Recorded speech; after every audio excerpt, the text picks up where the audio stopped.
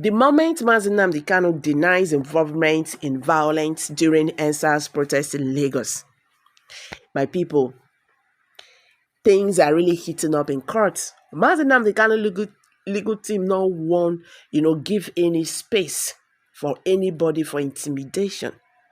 They said it is too late for federal government to lie. You understand? Meanwhile, I still want to inform you guys that more SARS have joined Nnamdi Kanu legal team. You understand? Today. Before now, after 6 SARS joined, so Nnamdi Kanu was counting about 23 lawyers. But as I'm talking to you, Nnamdi Kanu lawyer is even going to 30.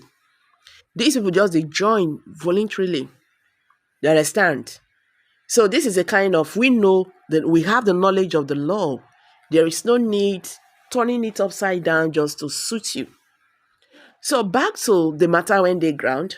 According to a report from AIT News on Thursday, May 8th, the detained leader of the indigenous people of Biafra, IPOB Nnamdi Kanu, has denied any involvement in the violence that erupted in Lagos State during the nationwide EndSars protests of October 2020.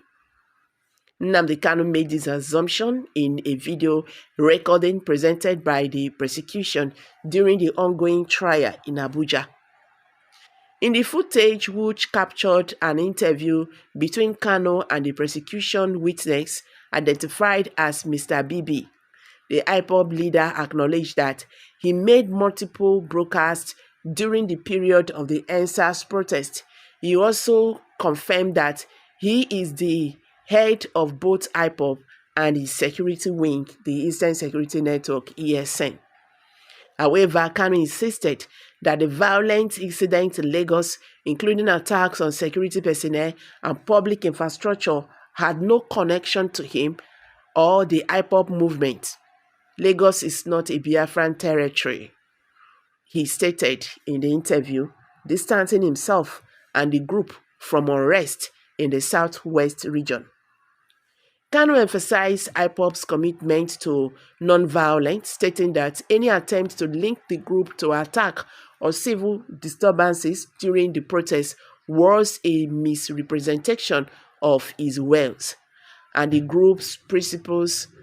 IPOB is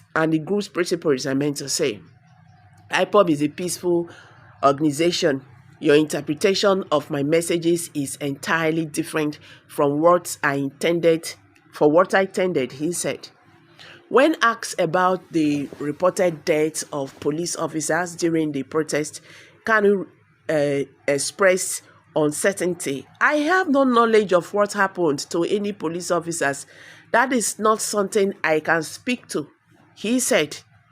The EndSars movement began as a protest against police brutality, particularly the activities of the now disbanded Special Anti-Robbery Squad, SARS, but quickly escalated into a wider demonstration against government mismanagement and insecurity in several cities, including Lagos.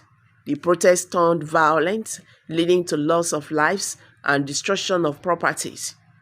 The federal government has reportedly accused IPOB of inciting unrest, particularly in the southeast, which IPOB has maintained the struggle is peaceful and focused on self-determination for the Igbo people. See, thank God for interview. Thank God for this broadcast. You understand? And we also thank God that the Court of Appeal had trashed these charges. They are still bringing up on the table. Now, this was an interview. Nnamdi Kanu was involved after that broadcast. During that protest, the federal government was linking Nnamdi Kanu and the IPOB agitators to the EndSars in that 2020. October 2020, Nnamdi Kanu said that IPOB is not a violent group, and IPOB is for self-determination, not EndSars in Nigeria. So you see, we thank God that all these things were also played out in court today. So with all this evidence here and there, let's see how the federal government will now prosecute this man, because they just drag him for in vain. As I'm talking to you, there is protest. There is protest on social media X. People are demonstrating. Ain't this terrorism trial now?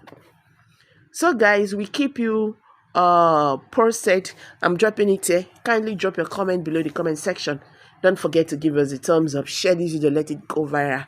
Nigerians, let Nigerians understand what is happening. Okay? Thank you. See you in my next video. Bye for now.